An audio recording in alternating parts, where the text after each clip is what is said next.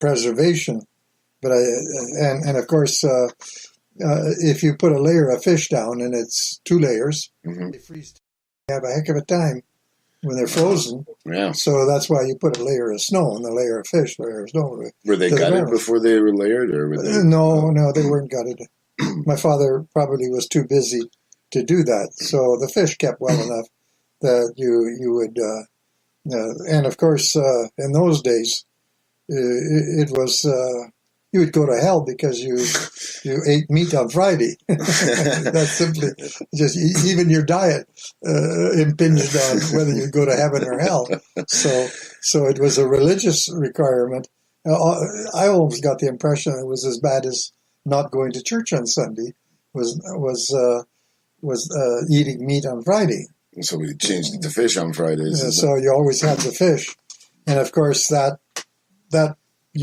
fish were the effort of you hitching up your horses, filling a wagon full of hay for the horses, hay and canvas and so on, that you would go to sleep at night, and then you fished until I would probably say it probably took my father a couple days to fill those barrels, 2 barrels. It was pretty well found that 40, that many fish pretty well lasted out throughout the winter. And then, of course, my mother did something similar in berry season. So there would be a group of probably a half dozen ladies would get together, and it would take, the whole day, the first day or more, just to get to the berry patch where the blueberries were thick enough. And the precious boxes that in those days you try to lay your hands on this box right there. That's with the butter. A butter cart, yeah. Butter is in these boxes. Yeah. And we had there was a grocery store happened to be owned by a Polish family, and so my parents so we were able to get a lot of those boxes. So they're so handy for containers and so on. Today we tend to scoff. Built extremely well. Yeah, they're hardy enough that when that's full of butter, that's about the size of box that a person can comfortably lift. Mm-hmm. Like the issue, you find that that dimension is determined by something that when you put together a bundle, you say, okay, if where do you stop where a normal person can heft it? It says right on the box there, 57 pounds, and that's full of butter. And then, like you say, right. So anyway, my mother would come home with probably, I don't know, a dozen of these full of blueberries. Wow. So when in the days there, the technology of canning, everything was canned in quart sealers. As a matter of fact, I never saw half-quart sealers like today they're available, because, the issue that it seems a quart sealer was the right amount. So when you can chicken, you can pork, when you get and you open one of those, the family pretty well gets enough out of, so for the amount of meat, pork or chicken, and same with, so everything was canned usually, which went from the blueberries to the Saskatoons to raspberries. And then when fruit was in season that came from British Columbia, there was a certain time when the markets were flooded with prunes, or plums as you would call them, not prunes. Prunes are the dried. So peaches and pears, all kinds of exotic stuff that never grew here. You buy that in the stores where it's available. Well, then the economics of the situation, you tended to can all those, and then you would have it for a long time. Whereas and for some reason we never had any crab apples, but the neighbors that were nearby had such an excess of crab apples that we never had a problem. And that was probably next to, the berries. If nothing else, you canned a large amount of crab apples. Was it for just straight food? Or? Well, that's your dessert, you might say. At the end of the meal, you're using more sugar. So the berries, the canned berries, the blueberries. When it came to Saskatoon, you would find that half what you put in quart sealer was half rhubarb. So it was a mixture of rhubarb and Saskatoons, because rhubarb, in that case, was easy to grow, and it extended the amount by, probably I would say half the ingredients that went into that quart sealer were rhubarb and half Saskatoons.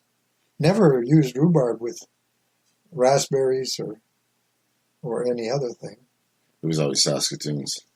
But the Saskatoons were very prevalent in our woods. And I mean, when the Saskatoons are ripe, I can remember, you go out when a child, probably age 3 or older, you could keep up with an adult picking berries. So you have to. Yeah. There's no question. You're a little kid. The people will say, I'll kill you if you don't fill that 5-gallon pail. Well, making it through the winter or not, did not. Yeah, well, that's why you have children. So you got more hands to help out. That's basically probably the prime premise. And so I remember, picking the high bush cranberries. That was a special event, because the high bush cranberries, you had to go. Like I say, in the early days, if you were going to make an expedition to a big enough river where high bush cranberry was, it's going to take you a day by horse and wagon to get there. And then you're going to pick a day or two. You're going to have a day to get home. So it was another expedition. And when the vehicles, when the vehicle came on the scene, which I was probably age 10, that changed everything, because instead of taking a greater part of the day to get anywhere by horse and wagon, probably in 15 minutes you'd cover the same distance in a car or in a truck. So when we acquired vehicles, that was a big change in your economy. And you see, like when you'd butcher a pig, well, the day you butchered it, you got up early, and by 10 o'clock you butchered it. Mm-hmm.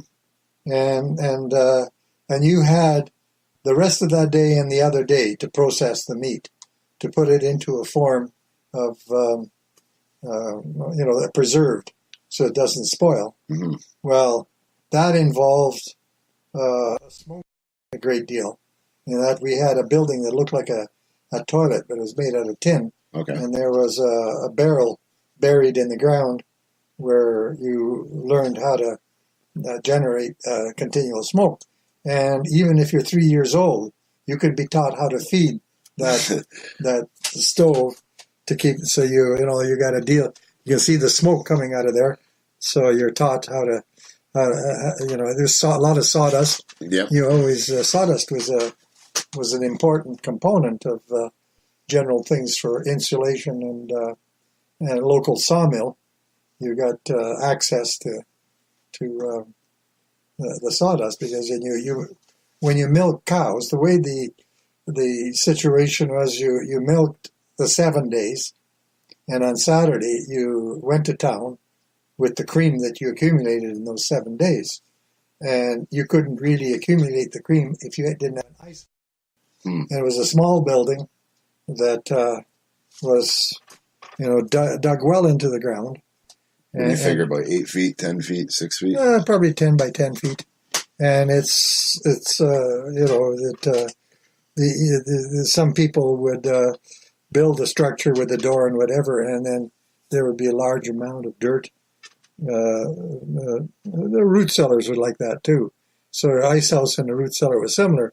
But the ice house was just a step away from your well, okay, which means that the well where I was brought up, 8-10 feet is where the water table was. So as you go to get a pail of water to bring in the house, you threw 2 or 3 into the.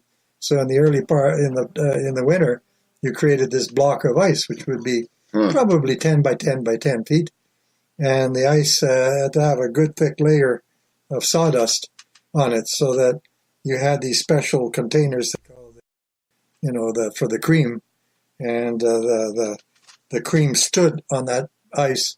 So you parted it, you got it there, and then you heaped up the sawdust, and then that kept the cream cool enough so that you could accumulate for. So even during the summer months, you would throw water into the well. No, in the wintertime is where you threw water to get that ice built up. And then generally, if you got a block of ice that big, it never completely melted by the time that it was winter again. So by the gesture of your hands, you probably about 2 feet thick, you figure? But that ice would be built up? No, there was a block of ice that was probably 10 by 10 by 10. The block of ice was? Yeah. Wow. Yeah, so you actually pour, you brought out all of the sawdust, and in the wintertime, every time you got a pail of water, you threw a number of pails, and 3-4 pails in there. Just to build it. And then gradually over the time of the year when the ice freezes, that's how you create that the amount of ice. And if it's insulated enough, it's a common thing in the sawmill. I've camped in sawmill sites. One year I spent a while where there happens to be that the most convenient places for us to camp was where a sawmill had been, and there'd be a big pile of sawdust. And you dig down into that sawdust, and here it's 5 years since the sawmill was there. So you dig far enough, there it is, ice.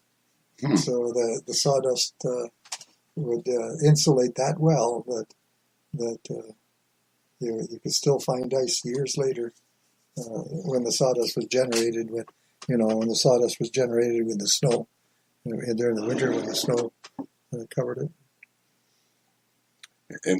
Anyway, the next issue comes up is that you could rent.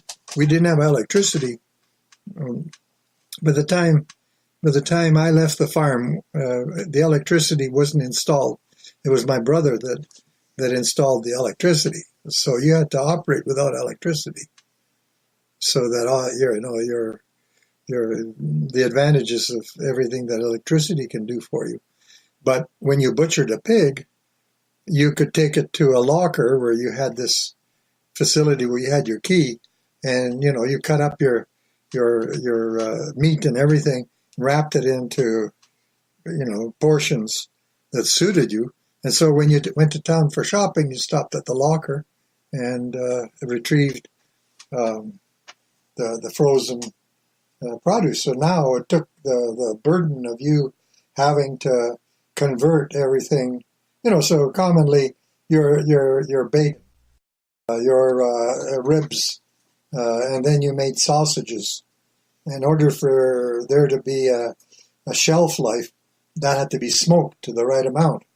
And then not only that, but generally when you would wrap your bacon or whatever, something like a pillowcase, and you buried it in wheat. And between the smoked, the